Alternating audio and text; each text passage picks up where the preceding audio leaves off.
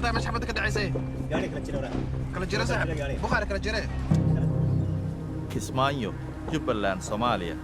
halkan waxay ahayd inay noqoto meel amni badan meel ay carruurtu ku barbaari karaan si nabad ah oo ayna saamaynin dagaalka sokeeye ee Soomaaliya balse wixii halkan ka dhacay bishii Luulyo ayaa burburiyay dhalanteedkaas magacaygu waa Jamaal Maxamed Cismaan waxaan ahay suxufi Soomaaliyeed Kismaayana yimid maalmo ka hor weerarka aniga oo ku rajo weynaa inaan ka warramo siday magaaladan ku noqotay iftiinka nabadgelyada dalkayga balse Soomaaliya wax sidaas u sahlan ma aha So amazing when you come to Somalia, you just enjoy being an everyday person. I love it here. I don't know how many politicians can do this, but I can. markii aan Kismaayo u soo duulay bishii Luulyo waxaan garab fadhiyay qof tusaale u ah rajadaas aan ka qabay gobolkan ku yaala koonfurta Soomaaliya And me, Hodan Nalea, the founder of Integration TV and a proud Somali sharing Somali stories all over the world. Hodan Naleye waxay ahayd sidaydoo kale suxufiyad Soomaaliyeed iyadoo ku barbaartay Canada balse go'aansatay inay ku laabato dhulkii hooyo si ay u iftiimiso horumarka wanaagsan ee halka ka jira Hodan iyo kuwa badan oo kaleba waxaa dhiirigeliyay jawiga nabadeed ee Kismaayo magaaladan kama dhicin weerar weyn oo ay al-shabaab geysatay 7 sano ee la soo dhaafay xilli doorasho halkan ninka hogaamiye Axmed Madoobe waa madaxweynaha maamulka Jubbaland ayaa ka soo laabtay safar dibadeed halkan waa laga jecel yahay maadaama uu dhaliyay bulsho xasiloon iyadoo uu jiro dagaalka al-shabaab kooxda islaamiyiinta ah ee ugu awood badan Afrika xulufana la ah al-qaacida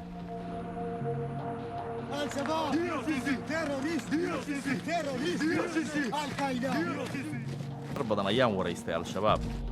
iyadoo la aasaasay 2006 al-shabaab waxay maamulaan qaybo badan oo ka tirsan bartamaha iyo koonfurta Soomaaliya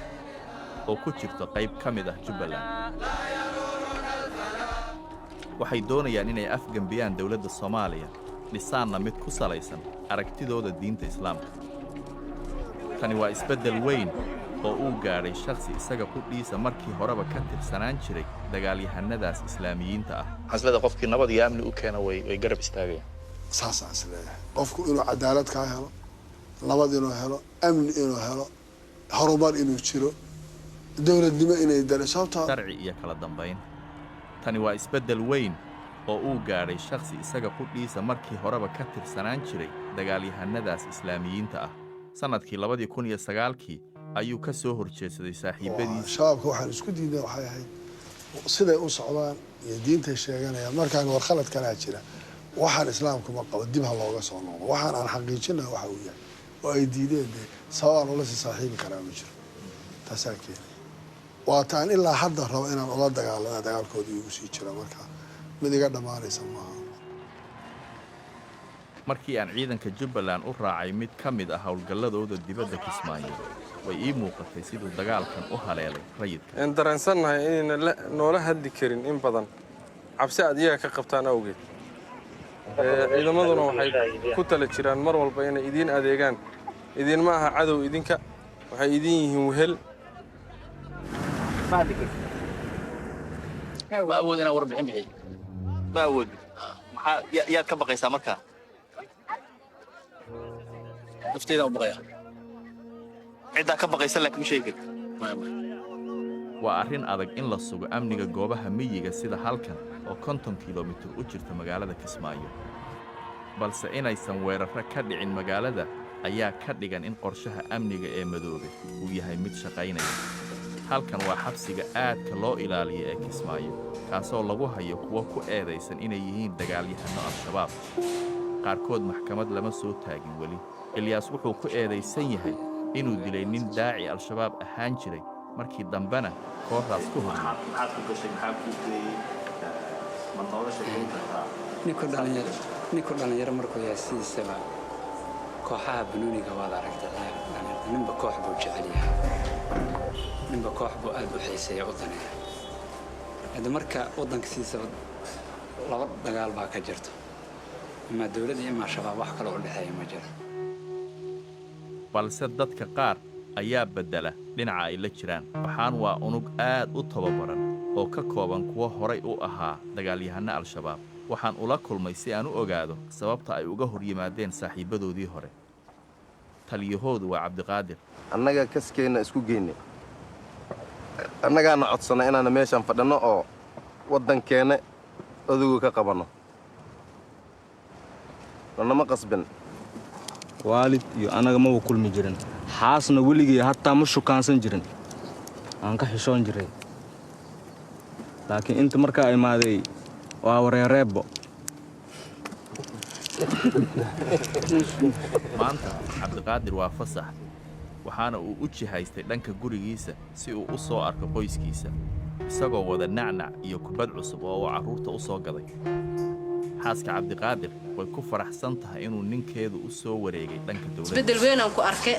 shabaab markuu la shaqeyn jiray hadda dawladii markuu u shaqeynayo maasha Allah tahay shabaabta dhibaan ku qabnay 7 bilood 8 bilood maqnaana duurku ku jira dagaal uu aaday kun shilin lagu musiinay biil ilmaha malahan rafaad. waa maalin jimco ah madaxweynuhuna wuxuu ka qayb galayaa salaada. اللهم اجعل بلدتنا هذه آمنة مطمئنة وسائر بلاد المسلمين. annaga oo duubayna qoysas ku damaashaadaya xeebta ayaan maqalnay jug weyn kadibna carruurta waxa ay bilaabeen inay kala cararaan iyagoo muujinaya cabsi kuna dhawaaqaya qarax.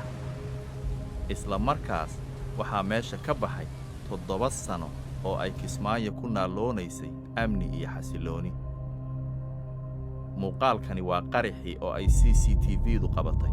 wuxuu ahaa weerarkan mid Al-Shabaab ku qaaday hoteelka Madiina halkaas oo ay dad ku shaahaynayeen.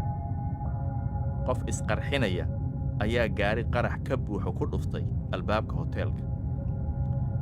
qadar yar kadib markii sawirradan la qabtay 3 nin oo hubaysan oo Al-Shabaab ka tirsan ayaa gudaha u galay hoteelka. dibna waxaa bilowday gumaadka.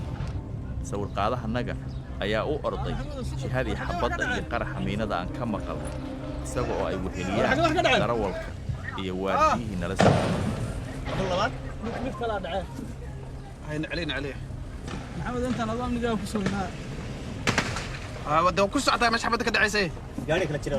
kala jira saaxiib Bukhari kala jira waraga fralbok dagaalkii dhex maray raggii Al-Shabaab ka tirsanaa iyo ciidamada dawladda ayaa qaatay 12 saacadood. waxaa ku dhintay 26 qof 56 kalena oo ay ku dhaawacmeen. 3 ka mid ah kuwii weerarka geystay ayaa iyaguna ku dhintay midna nolosha ayaa lagu qabtay. mid ka mid ah dadkii ku dhintay waxay ahayd gabadhii aan diyaaradda kula kulmay Hodan Naaleeye oo xaamilo ahayd xilligaas waxayna ka tagtay 2 wiil. ummadda Soomaaliyeedna kulligood aan leeyahay sabiriibaan Allah idinka siiyo aanan u ducayno. Assalaamu calaykum waraxmatullaahi wabarakaatuh. weerarka ayaa wax weyn u dhimay wax kasta oo uu madaxweyne Madoobe ka shaqeeyay.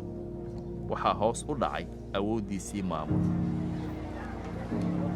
waa argagaxday dadkii waa kala yaacay waxaan u baranay maaha marka cid walba aqli leh way ka dareemi karaan way ka dhaadhacsan tahay wax